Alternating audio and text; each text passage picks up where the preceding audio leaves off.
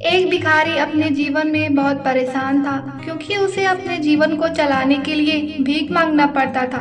इसी बात को लेकर वह दुखी रहता था और दिन भर यही सोचता था कि उसके जीवन में बदलाव कैसे आए। वह हर दिन देखा करता था कि बहुत सारे लोग निराश होकर आंखों में आंसू लिए गौतम बुद्ध की तरफ जाते थे और वापस लौटते समय वे लोग बहुत खुश होते थे। वह भिखारी यह समझ नहीं पा रहा था कि गौतम बुद्ध उनके साथ ऐसा क्या करते हैं कि लोग बेहद खुश हो जाते हैं। वापस लौटते हुए लोगों के हाथों में ना तो ढेर सारे पैसे होते थे, ना ही सोने चांदी। तो फिर ऐसा क्या होता था कि लोग बुद्ध के पास से लौटते वक्त इतना खुश होते थे। यह सब सोचकर वह भिखारी भी निर्णय लिया, वह भी महात्मा बुद्ध के पास जाएगा और देखेगा कि ऐसा वहाँ क्या हो रहा है कि दुखी लोग उनके पास जाकर खुश हो जाते हैं। वह बुद्ध से मिलने के लिए उनके पास चल पड़ा, जहाँ पर बुद्ध मौजूद थे। वहाँ बहुत लंबी कतार लगी हुई थी। भिखारी भी कतार में लग गया। कतार में लगकर वह अपनी बारी का इंतजार करने लगा।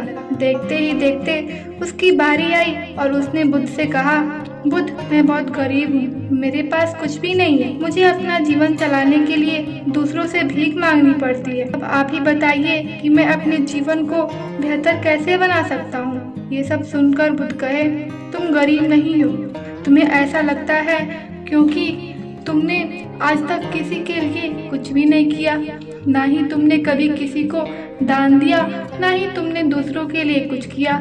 यह सब सुनकर भिखारी के मन में एक आशंका जाग उठी।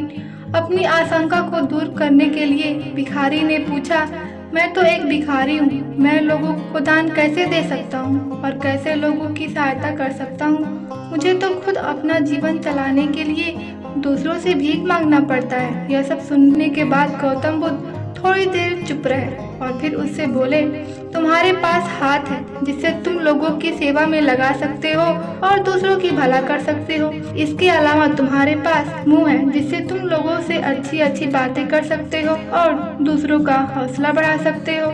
जरूरी नहीं कि दान सिर्फ पैसों से किया जाए। हम चाहे तो हम शिक्षा का भी दान कर सकते हैं, चाहे तो अन्न का भी दान कर सकते हैं। ऊपर वाले ने अगर किसी को पूर्णतः अच्छा शरीर दिया है तो वह गरीब नहीं है, वह बस दिमाग से गरीब है। उसे इस विचार से हटकर दूसरों की सेवा में लगाना चाहिए। बुद्ध की यह सब बात सुन लेने के बाद वह भिखारी बहुत ही ज्यादा खुश हो गया और उसका मन अब संतुष्ट था। इस कहानी से हमें यह सीख मिलती है, हम सब इस बात की चिंता में समय बर्बाद करते हैं कि हम गरीब हैं, लेकिन यह सत्य नहीं है।